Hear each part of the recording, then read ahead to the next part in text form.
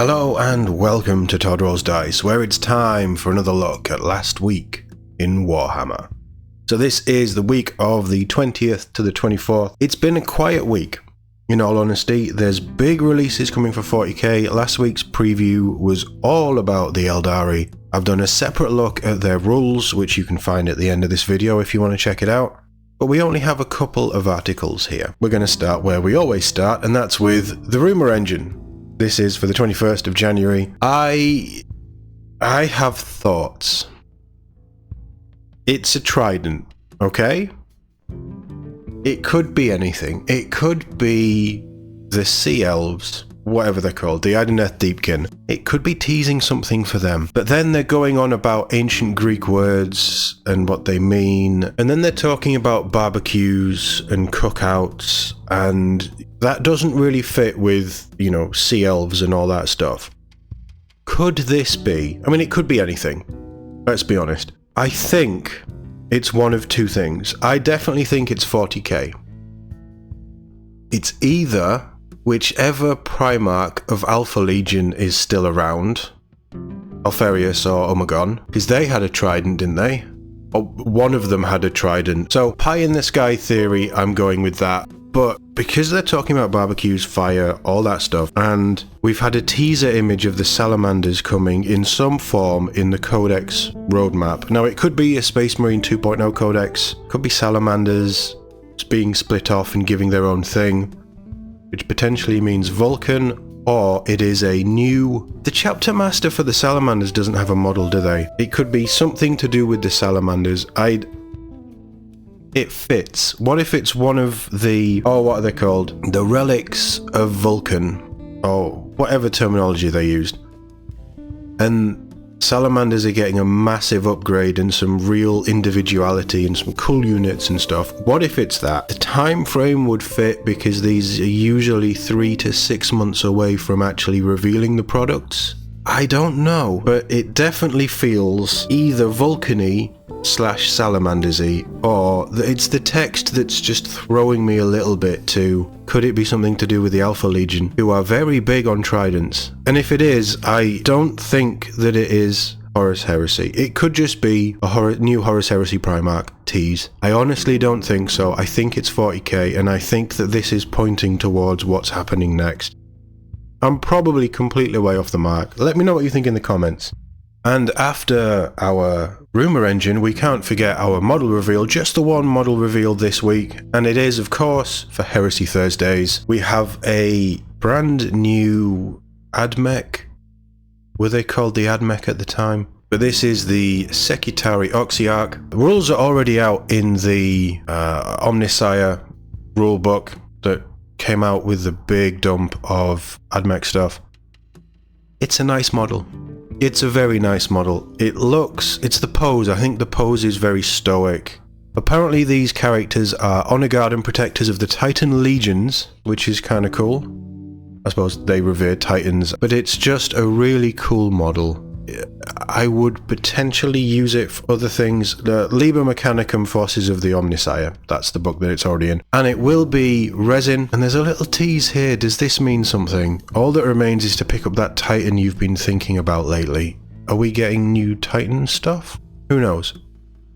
But it's... yeah, I've not got much to say because I'm not invested in Admech, I'm not invested in Horus Heresy.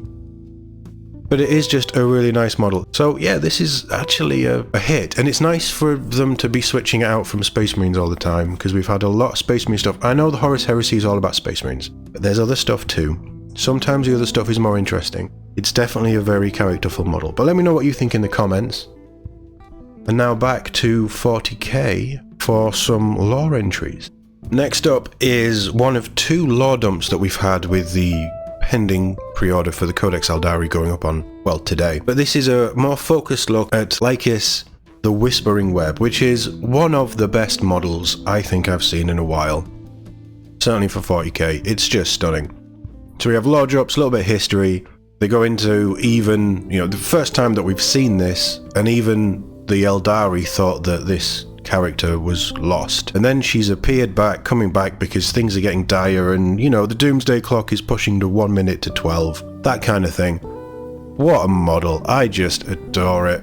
The painting helps, but the pose, jumping through the warp, it's all just really cool. Mentions that they were referenced in Psychic Awakening: The Greater Good, which was 7th edition, I think? 7th or 8th edition. And just look at that. That just looks so cool. But that then, you know, she's coming back, she goes through her sword, which in Low Gothic means Weaver Ender, which is kind of cool. It's just such a cool model. It's up for pre-order this weekend. I want it. I'm not going to go for it right now because I don't need it. I wouldn't do anything with it. But it is a model that I will be picking up, and I love that they've brought this character in. I don't know if way back 25 years ago there was this Phoenix Lord for the Warp Spiders, but this model really fits the revised kit that they've done that's also dropping this weekend. And it's just a cool little piece of lore about such a cool model. I expect that the Codex will have a lot more in, and I'm interested to sort of see what that is when it pops up online, because I doubt I'll be buying the Codex in all honesty. But this is really nice. It's a beautiful model. I like that they're giving this model and this character a little bit of a fleshing out. It is a hype piece. It's meant to get you hyped for the new model, and there's no rules in here, so we don't know what they do. It's just references of, oh, well, they have a really strong sword and they jump in, fight their enemies in close combat, and then they can disappear again. So there's probably going to be some sort of evadey stuff or jumping in and out of engagement range, stuff like that. I'm interested to see what the rules are. But it was just a nice piece of lore. So that's there as well, that's linked. And then on to our second piece of Aeldari lore. And this one is more about the Phoenix Lords in general. Who are they? What's going on? And it takes you through Asaman, Yanzar, Baharoth, Wagan, Mugen Ra, and then Asterix, other Phoenix Lords. Because there are Phoenix Lords that haven't got a new model, or have maybe never had a model, haven't got a new glow up. But as you can see here, there is, I mean, Mugen Ra is an older model. He came out in the first wave of the Aeldari refresh. But it's such a cool model. It's a metal pose, isn't it? With the hood and the skull, and just, it looks like he's about to burst into some magical guitar riff. So that's kind of cool. But these other models, they're all coming up for pre-order, except Wanzar, which I don't know if it's an older model or not. It doesn't look new. It's definitely not coming out this weekend, but all of the others are. Mr. Transformer there as well. The more I see it, the more I like it. I'm not getting into Eldar. I have no interest in Eldar. But it just gives you a little bit more lore. For people like me who don't know, I just find this stuff interesting. The wider lore of 40k is a blind spot to me, but it is also really cool. So that was that one. And continuing on from our Aeldari lore drop, we have they tend to do these quite a lot, and I do love that they do these. It's a Warhammer Studio interview with the folks who have designed the new Phoenix Lords and Aspect Warriors. I am not going to go through this article. I think they're really good, but if you want to read it, go check it out yourself. This is just a quick skim over. But we're talking about the new models that are releasing or going up for pre-order later today. And just look at the glow-ups between them. Similar pose. They've switched the weapons around. But just the difference is insane. They look, that's obviously an old sculpt, but they look so much better. Same with Fuegan. Again, they've kind of mirror imaged him, or they've switched the weapons around, given him a banner, but you can tell it's the same models, which is kind of what I like about it. The glow up is just incredible. And same here with Baharoth. I know I criticize them for putting every flying model on rocks and bits of scenery, but that change just gives him the extra height. The pose, it's just so well done. The design studio, as you expect with 40k models, well, all Games Workshop models, except for some reason Sanguinary Guard and Inquisitor Cotiaz, they knock them out the park. It's very rare that you get a Duff model that looks absolutely terrible compared to its previous. Sometimes the previous models are that good that you can't really make them much better, but I think each one of these glow-ups is just insane when you look at the previous, or the older models. And then, obviously, Lhykhis is one of my favourite models of recent times, just an absolute stunning model. Really fits the vibe of the new reinterpreted Phoenix Lords that they've done, but also just as a standalone model, there's so much character and fluidity in it. It looks just amazing. And then they touch on the new Aspect Warriors as well and the glow up that they've got. And again, each and every one of them is just a nice modern reinterpretation that was much needed, in all honesty. So yeah, I can't fault any of these models. They all, as someone who doesn't care for the Aeldari, they all look amazing. They all have this sort of presence about them, certainly the Phoenix Lords. And they all look like they just want to come at you and smack you with their swords, axes, whatever. Just really, really cool. Really, really cool. So yeah, check that out if you're interested in the design process of the new Phoenix Lords and Aspect Warriors. And off the back of 40k lore, we're going over to the Black Library reveal that was teased. I didn't really deem this big enough for me to do a video about, because it's another book in the Siege of Terra series that I thought was all done. This is the Era of Ruin, and you can see it there. It's a selection of short stories. It's 8 new stories from the writers of the Siege of Terra series.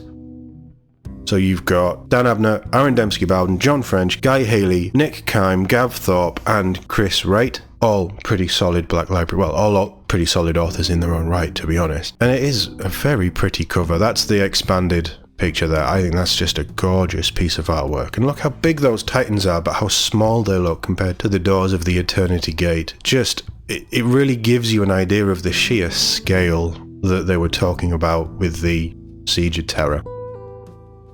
Obviously, a new Heresy book. It's going to get its own special edition. Very nice special edition, in keeping with the previous special editions that were always very good, but always got scalped and sold for excruciatingly high prices on eBay and places like that. Hopefully this isn't going to have too much of a problem. Obviously it will. This is a Games Workshop product that is going to be very high in demand and has a very high value. It's quite a nice leather-bound cover to add to your collection if you've been collecting the Siege of Terra box, the Horus Heresy box. It's definitely one that you're going to have to get up early for whenever it's released. I don't think they give us a release date. They do like special edition covers and collector's edition books so well. No, doesn't tell us when it's coming, other than later this year. Yeah, Era of Ruin will be out later in the year. So, yeah, if you want it, get ready to have a mad dash on pre-order day. But even the normal Era of Ruin cover, the paperback, I think that's paperback. It's a very nice cover. So, yeah, Horus Heresy fans, this is potentially the final book in the Siege of Terra series until they start to tell more stories, because you know, when you have such a big series, you've got to keep it going. And I think that was us for this week. We're going to end on that beautiful piece of art.